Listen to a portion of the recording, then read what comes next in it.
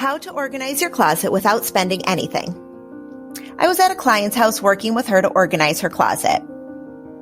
It really wasn't a big project, but we didn't have time to stop since her kiddos were napping. As we were in the middle of organizing, we realized she was out of good hangers to use for her clothing.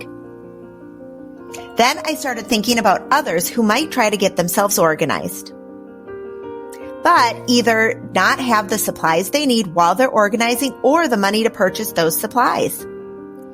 Do they get sidetracked with trying to find the perfect bins to store things in instead of finishing their organizational project? Instead of focusing on finding products you need, declutter your clothes so you only keep what you love.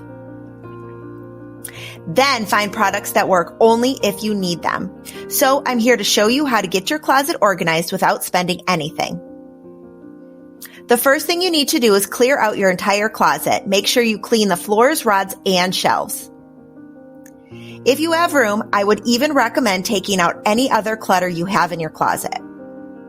Then go through each piece of clothing to decide if you like it or not.